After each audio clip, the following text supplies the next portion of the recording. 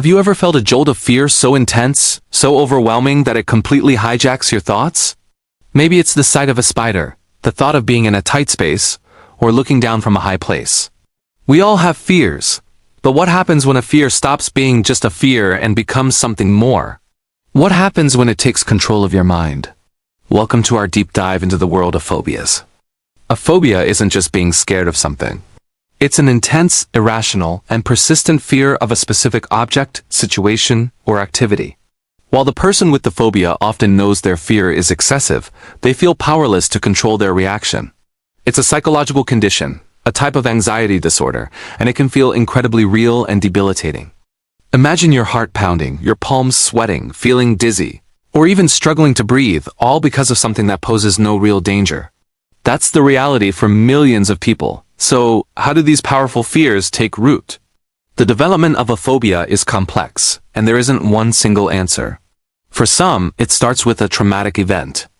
A frightening experience with a dog in childhood could lead to a lifelong cynophobia, or fear of dogs. For others, it's learned behavior.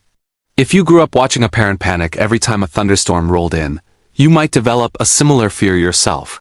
Our brains are wired for survival, creating powerful associations to protect us from harm.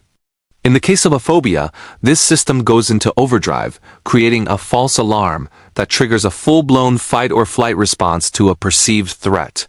Genetics and brain chemistry can also play a role, making some individuals more susceptible to developing anxiety and phobias. Phobias come in all shapes and sizes, but they are generally categorized into three main types. First, there are specific phobias, which are the most common. These are intense fears of a particular object or situation. Think of arachnophobia, the fear of spiders; acrophobia, the fear of heights; or claustrophobia, the fear of enclosed spaces.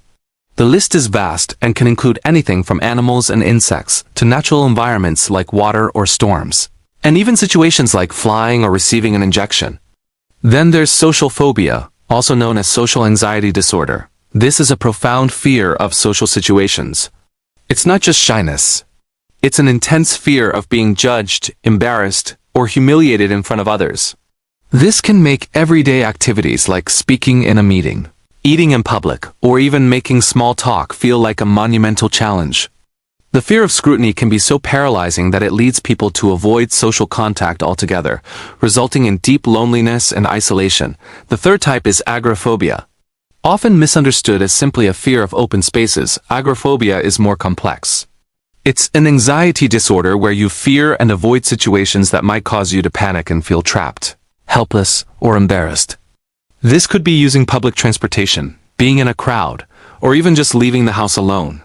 The underlying fear is often the fear of having a panic attack in a place where escape is difficult or help isn't available. In severe cases, agoraphobia can confine a person to their home. The impact of a phobia on daily life can be immense. It's not just about avoiding the thing you fear. It's about the constant underlying anxiety of a potential encounter. It's about the life you're not living. Imagine turning down a dream job because it is on the 20th floor and you have a fear of heights. Or missing a close friend's wedding because it requires a flight. Phobias can strain relationships, limit career opportunities, and shrink a person's world until it feels like a cage built from their own fear. The mental exhaustion of constantly being on high alert, and the shame or embarrassment that can accompany these irrational fears adds another layer of suffering. But here's the most important part of this story. Phobias are highly treatable. Fear does not have to be a life sentence. One of the most effective treatments is a form of therapy called exposure therapy. Under the guidance of a trained professional, individuals are gradually and safely exposed to the object or situation they fear. It starts small. Someone with a fear of spiders might begin by simply looking at a picture of a spider, then watch a video, then be in the same room as a spider in a sealed container. Over time, this process helps the brain relearn that the feared object isn't actually a threat, and the anxiety response diminishes. It's about facing your fears, but in a controlled, supportive way. Another powerful tool is cognitive behavioral therapy, or CBT. CBT helps people identify and challenge the irrational thoughts and beliefs that fuel their phobia. For example, a therapist might help someone with a fear of flying challenge the thought, "This plane is going to crash," by examining the actual statistics of air travel safety. By changing the thought patterns, you can change the emotional and physical response. In some cases, medication might also be used, especially to help manage the intense physical symptoms of anxiety and panic, allowing the person to engage more effectively in therapy. There are also self-help strategies that can make a big difference. Mindfulness and relaxation techniques, like deep breathing and meditation, can help calm the body's stress response when anxiety spikes. Regular exercise, a healthy diet, and getting enough sleep are all fundamental to managing overall anxiety levels. And crucially, talking about it.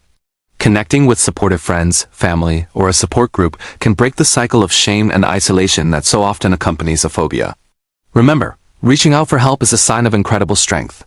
If you or someone you know is struggling with a phobia, please know that you are not alone and there is a path forward. Overcoming a phobia is a journey, not a sprint. It takes courage, patience, and support. But by understanding how these fears work and exploring the proven methods for treating them, it is entirely possible to reclaim your mind from fear and start living a fuller, freer life. Your world can be as big as you want it to be. Thanks for watching. If you found this video helpful, please give it a thumbs up and consider subscribing for more content that explores the fascinating world of the human mind. Take care, and we'll see you in the next video.